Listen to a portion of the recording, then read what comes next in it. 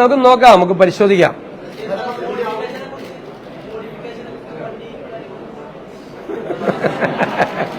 നമുക്ക് പറഞ്ഞിട്ടുണ്ടെങ്കിൽ അത് പറഞ്ഞിട്ടുണ്ടല്ലോ. നമസ്കാരം. മുഖ്യമന്ത്രിയെ ചുമതല ഏറ്റെടുക്കുന്നതിന് തൊട്ടു തലേന്ന് നടത്തിയ പത്രസമ്മേളനത്തിലെ വി ഡി സതീശന്റെ മറുപടികളും എക്സ്പ്രഷനുമൊക്കെ ഇപ്പോൾ സോഷ്യൽ മീഡിയയിൽ വൻതോതിൽ വൈറലായി. എല്ലാ റീൽസും അദ്ദേഹത്തെക്കുറിച്ചാണ്. നമ്മുടെ ഫീഡിലൊക്കെ അദ്ദേഹത്തിൻ്റെ എക്സ്പ്രഷൻ നിറഞ്ഞ വീഡിയോകളാണ് വരുന്നത്. ജൻസിയും യുവതലമുറയും ഒക്കെ പൂർണ്ണമായും അർത്ഥത്തിൽ വി ഡി സതീശനെ അങ്ങ് ഏറ്റെടുത്തു എന്ന് തന്നെ പറയാം.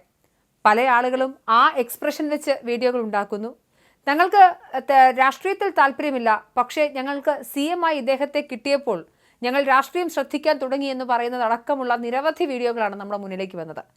വാഹന മോഡിഫിക്കേഷൻ നിയമവിധേയമാക്കുമോ എന്ന ഒരു മാധ്യമപ്രവർത്തകന്റെ ചോദ്യത്തിന് മുഖ്യമന്ത്രി നൽകിയ പ്രതികരണവും അതിനൊപ്പമുള്ള ഭാവവ്യത്യാസവുമാണ് ട്രോളന്മാർക്കും റീൽ സൃഷ്ടാക്കൾക്കും പുതിയ ആവേശമായി മാറിയത്. മുഖ്യമന്ത്രിയുടെ ചിരിയും എക്സ്പ്രഷനും ഉൾപ്പെടുത്തി നിരവധി റീലുകളാണ് സാമൂഹിക മാധ്യമത്തിൽ നിമിഷ നേരം കൊണ്ട് പ്രചരിച്ചത്. തന്റെ ഈ വൈറൽ ചിരിക്ക് പിന്നിലെ യഥാർത്ഥ കാരണം വ്യക്തമാക്കി മുഖ്യമന്ത്രി ഇപ്പോൾ രംഗത്ത് വന്നിരിക്കുകയാണ്.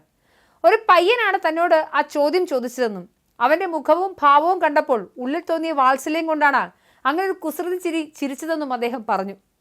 മുഖ്യമന്ത്രിയോട് CMA മോഡിഫിക്കേഷന്റെ കാര്യമൊക്കെ എന്തായി എന്നാണ് ചോദിച്ചത്.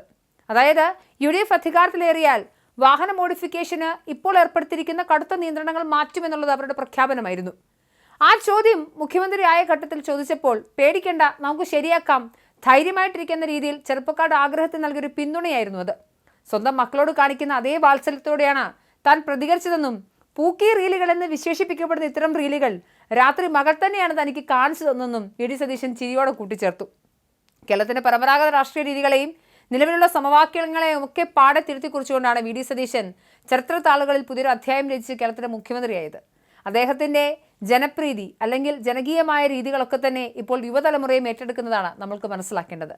തമിഴ്നാട്ടിൽ ജനപ്രിയ നടൻ വിജയ് യുവതലമുറയുടെയും പുതിയ കാലഘട്ടത്തിന്റെയും പിന്ബലത്തോടെ രാഷ്ട്രീയത്തിൽ വിപ്ലവം സൃഷ്ടിച്ചതിന് സമാനമായി തന്നെയാണ് തന്റെ 62-ാം വയസ്സിലും തന്റെ ചിന്താഗതികൾ കൊണ്ടും വേറിട്ട പ്രവർത്തന ശൈലി കൊണ്ടും വി ഡി സതീശൻ പുതിയ തലമുറയുടെ ഭാഗമായി തന്നെ മാറുന്നത്.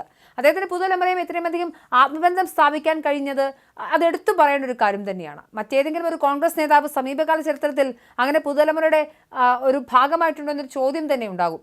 എന്നാൽ അതിന് വി ഡി സതീശൻ എന്ന് തന്നെയാണ് ഉത്തരം. രാഷ്ട്രീയത്തിൽ നിന്നും പൂർണ്ണമായി അകലം പാലിക്കാൻ ആഗ്രഹിക്കുന്ന അല്ലെങ്കിൽ തങ്ങൾക്ക് പ്രത്യേക രാഷ്ട്രീയമേ ഇല്ല എന്ന് പ്രഖ്യാപിക്കുന്ന ആധുനിക യുവത്വത്തിന്റെ മനസ്സിനെ സ്വാധീനിക്കാൻ സതീശന്റെ കേരളത്തെക്കുറിച്ചുള്ള ഭാവി വികസന കാഴ്ചപ്പാടുകൾ കൃത്യമായി സാധിച്ചിരുന്നു.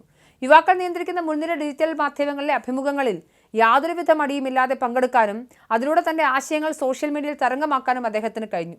കേരളത്തിലെ തീരപ്രദേശങ്ങളെ ഉണർത്തുന്ന സ്വപ്ന തുറമുഖ പദ്ധതിയെക്കുറിച്ചുള്ള കൃത്യമായ നിലപാടുകളും യുവാക്കളുടെ വലിയ താല്പര്യങ്ങളിലൊന്നായ വാഹന രൂപമാറ്റങ്ങൾ അഥവാ മോഡിഫിക്കേഷൻ അപകടമില്ലാത്ത രീതിയിൽ നിയമവിധേയമാക്കുമെന്ന പ്രായോഗിക നിർദ്ദേശവുമൊക്കെ യുവതലമുറക്കിടയിൽ അദ്ദേഹത്തെ എന്തായാലും ജനപ്രിയനാക്കി മാറ്റി. യുവതലമുറയെ സതീശനുമായി കൂടുതൽ അടുപ്പിച്ച് അദ്ദേഹത്തിന്റെ വിട്ടുവീഴ്ചയിലെത്ത മതനിരപേക്ഷ നിലപാടുകളും ശക്തമായ പ്രസംഗങ്ങളും ഒക്കെ തന്നെയാണ്. എന്നാൽ വി ഡി സതീശന്റെ പൂക്കി റിയാക്ഷൻ ഇപ്പോൾ വലിയ വൈറലായിരിക്കുകയാണ്. അദ്ദേഹം ജനമനസ്സുകളിൽ മാത്രമല്ല ഇൻസ്റ്റഗ്രാം തൂക്കി എന്ന് തന്നെ പറയാം.